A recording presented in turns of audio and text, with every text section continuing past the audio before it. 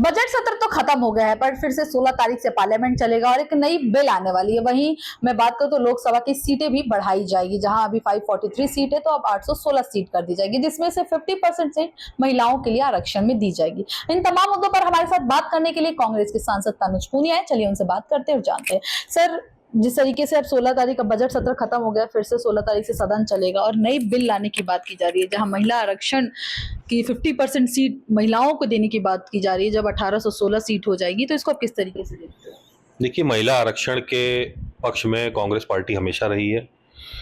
अगर आप महिलाओं का आरक्षण उसमें पंचायती राज में देखें, सब कांग्रेस ने काफ़ी उसका साथ दिया है महिला आरक्षण का। लेकिन जिस तरह से ये हो रहा है अभी इस समय, तो वो गलत हो रहा है, क्योंकि जो हमारा सेंसस होना था, डिलिमिटेशन होना था, वो उन सब के बाद जो है महिलाओं को आरक्षण देने की बात अगर करते तो ये बात सही थी। वैसे ही इन्होंने कई साल डिले कर दिया है। नंबर ऑफ सीट बढ़ सकती हैं, बहुत अच्छी बात है, महिलाओं को आरक्षण मिलना चाहिए, ये भी अच्छी बात है। लेकिन हमारी ये मांग है कि नया सेंसस जब हो जाए, डिलिमिटेशन नया हो जाए, उसके बाद फिर ये प्रक्रिया करें।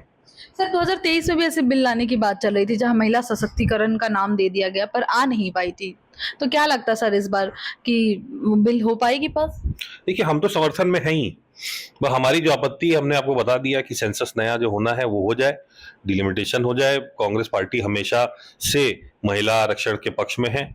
सरकार की ही मंशा इतनी नहीं थी उसको पास कराने की पहले भी, तो भी उन्होंने इसीलिए नहीं वो हो पाया। तो हमारी तो पूरी मांग है कि सेंसस हो, डिलिमिटेशन हो, और उसके बाद फिर महिला आरक्षण का फुल निर्विरोध वो पास होगा। सर, वहीं 5 राज्यों में चुनाव है, अब अगले साल यूपी में भी चुनाव है, तो चुनाव से पहले इस तरीके के बिल लाना तो कई महिला वोटर्स को अपने ओर आकर्षित करने के लिए सरकार का प्लान है सर? बिल्कुल बिल्कुल, देखिए, सरकार चुनाव के हिसाब से, जो भारतीय जनता पार्टी की सरकार है, वो चुनाव के हिसाब से सारे अपने डिसीजन लेती है, सब अपने फैसले लेती है। बिहार में हमने देखा किस तरह से चुनाव के जस्ट पहले 10,000 रुपए महिलाओं को दिए गए, और अब ये महिला आरक्षण का मुद्दा जो है जस्ट चुनाव के पहले ला रहे हैं। तो कांग्रेस पार्टी ने तो हमेशा से कहा है कि आप सेंसस कराइए, डिलिमिटेशन कराइए, उसके बाद चाहे जो हो हम पूरा समर्थन करेंगे। लेकिन जिस तरह से भारतीय जनता पार्टी हर बार चुनाव को देखते हुए अपने घोषणाएं करती है, अब 3 दिन का जो है आप स्पेशल सेशन बुला रहे हैं, इसलिए तो ये कहीं ना कहीं चुनाव से ही प्रेरित है। चुनाव को मद्देनजर रखते हुए ये फैसला लिया गया है। और भारतीय जनता पार्टी की पुरानी आदत है, हर चुनाव के पहले वो इस तरह से महिलाओं के लिए कुछ ना कुछ घोषणा ऐसे कर देंगी। सर, अब मैं बात करूं यूपी में भी चुनाव है, लेकिन अभी जिस तरीके से अभी एलपीजी सिलेंडर की किल्लत बड़ी बढ़ती जा रही है, लगातार इस पर हंगामा करते हुए आप लोगों ने दिखाई दिए पार्लियामेंट में।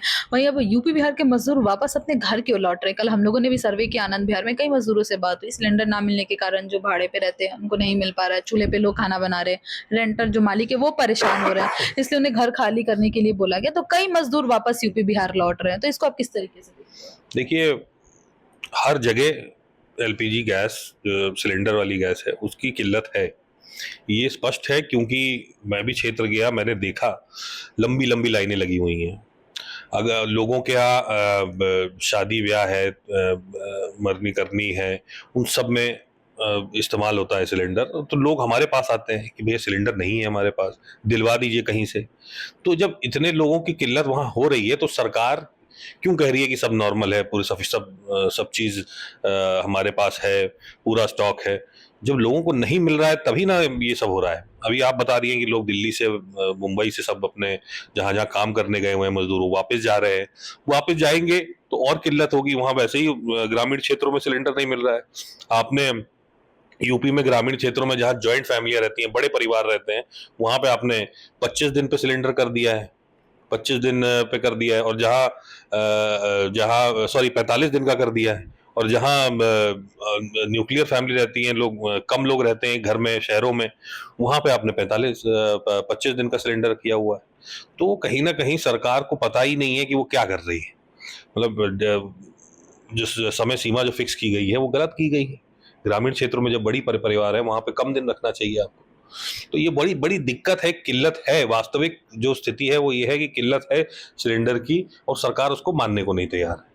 सर मैं वही बात करूं कि बंगाल में चुनाव है, चुनाव में बस अब कुछ ही दिन रह चुका है। बंगाल का चुनाव इस बार काफी मतलब शानदार रहने वाला, जिस तरीके से घर में गर्माहट देखने को मिल रही है। वहीं मालदा से एक तस्वीर निकल कर आती है जहां पे चुनाव आयोग के अधिकारी गए थे, वोटर लिस्ट से उनका मानना था लोगों के नाम कट रहे, पर वो सर्वे के पर्पज से गए थे, काम के पर्पज से, और वहां उन्हें बंधक बना दिया गया जिसमें 3 महिलाएं भी थी। अधिकारी मौजूद नहीं थे वहां पे, ऑफिसर्स। कोर्ट द्वारा फटकार भी मिली है। सरकार को, बीजेपी सरकार टीएमसी को घिरती हुई नजर आ रही है। इसको आप किस तरीके से देखते हैं? देखिए, कहीं ना कहीं ये तो गलत है। अगर चुनाव आयोग के अधिकारी वहां जा रहे हैं तो प्रशासन को पूरी वहाँ पे मदद करनी चाहिए, सुरक्षा मुहैया करानी चाहिए कि ताकि इलेक्शन कमीशन निष्पक्षता से काम करे। लेकिन जो वहाँ की जनता है उसकी भी तो यही समस्या है कि इलेक्शन कमीशन निष्पक्षता से काम नहीं कर रहा है और बीजेपी का एजेंट बन के काम कर रहा है। जो हुआ उसकी निंदा करते हैं, लेकिन इलेक्शन कमीशन को भी समझना पड़ेगा कि जो आक्रोश है वो जनता में जा रहा है। वो देख रही हैं कि किस तरह से इलेक्शन कमीशन बीजेपी का एजेंट बन के काम कर रहा है। तो ये भी इलेक्शन कमीशन को अब समझ जाना चाहिए। आखिरी सवाल सर, राज्यसभा सांसद राघव चड्ढा जो कि युवाओं में काफी लोकप्रिय नेता माने जाते हैं, कहीं उन्होंने युवाओं से जुड़े और समाज से जुड़े मुद्दे उठाए, पर उन्हें स्पीकर के पद से, राज्यसभा स्पीकर डिप्टी के पद से हटा दिया गया है आम आदमी पार्टी द्वारा, और उन्होंने ट्वीट करके भी बोला है कि मुझे चुप कराया गया है, मैं हारा नहीं हूँ। इसको आप किस तरीके से देखते हैं? देखिए, उनकी पार्टी का आंतरिक मामला है। वो जिसको चाहे उसको अपना प्रवक्ता बनाए, ना बनाए, डिप्टी प्रवक्ता बनाए, ना बनाए, ये उनका आंतरिक मामला है। लेकिन ये बात सत्य है कि जो है